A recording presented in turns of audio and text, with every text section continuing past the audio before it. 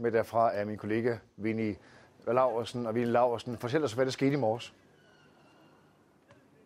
Jamen det, der skete, det var, at varmemesteren ude i Vollsmose, han anmeldte til politiet her 10 minutter i 9, at der var nogle mistænkelige kasser. Og det var sådan set nogle kasser, hvor der var sprængstof i, 3,4 kilo sprængstof med detonatorer. Det er blevet ryddet, og det er sådan, at politiets teknikere har været herude. Der er ikke mere sprængstof i bygningen. Det blev fundet i et kælderrum i den bygning. Det skal jeg nok fortælle dig, hvis du lytter godt efter. Det blev fundet i et kælderrum i den bygning, som man kalder 13. etage. Og det er måske også den, I kan se på nogle billeder. Det er simpelthen den højeste her i området. Der er også blevet anholdt en 51-årig mand fra Kolding, men politiet vil ikke fortælle, hvorfor at man fattede mistanke til lige netop den mand. Jeg forstår så på det, at den hurtige anholdelse, så må der trods alt have været et eller andet element ved fundet, eller et eller andet signal, eller en eller anden kobling, der gjorde, at politiet ret hurtigt kommer på sporet, hvis det er ham, der har noget med det her at gøre i hvert fald. Det har været andet end selve sprængstoffet. Det er lige netop de spørgsmål, vi også har viderestillet til Fyns politi, fordi det forekommer jo, at der er et missing link i forklaringen her. Hvorfor finder man klokken cirka 9 det her sprængstof, og direkte kobler det til en 51-årig mand?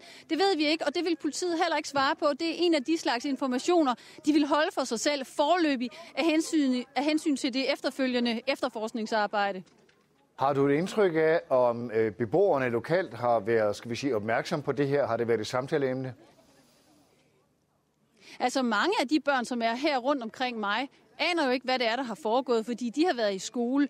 Men jeg har også talt med nogen, som har set, at der har været meget politi herude. Men som en sagde, jeg stiller ikke så mange spørgsmål. Jeg har lært mig selv ikke at være så nysgerrig. Andre, som jeg har talt med, har fået det at vide af os spurgt, fordi de spørger os, hvad laver I herude? Og synes selvfølgelig, at det er fuldstændig uacceptabelt, at man finder så meget sprængstof. Tak skal du have, Winnie Laursen. Jamen, det jeg kan fortælle, det er, at lige nu herude er der meget stille og roligt. Folk spørger faktisk også fra pressen om, hvad der er sket, hvorfor er I her? Og det handler jo selvfølgelig om, at det her det er noget, der er foregået i morges, faktisk fra klokken 8.50. Der fik Fyns politi nemlig en anmeldelse fra varmemesteren her i Birkeparken. Han var blevet opmærksom på nogle mistænkelige kasser i et kælderrum til en beboelsesejendom, og det viste sig faktisk, at de indeholdt 3,4 kilo sprængstof. Siden der har man så tilintetgjort det her hunde, som er gennemgået bygningen, og man ved nu, at der er ikke mere sprængstof.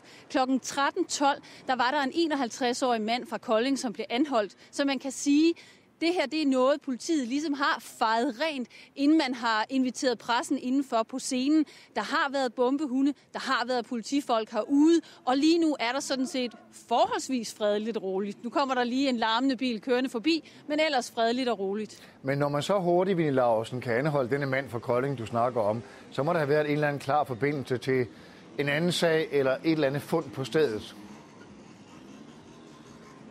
Lige nu der er der sådan set temmelig meget alarm her omkring nogle unge mennesker, der kører omkring med knallerter. Så jeg skal lige bede dig om at stille spørgsmålet en gang til. Når man så hurtigt kunne anholde en mand, så må det ende. Jeg kan se, at du har ikke ro derude. Vi er i Vollsmose. Jeg forlader dig lige nu, Winnie Laursen. Kan jeg få spørgsmålet igen?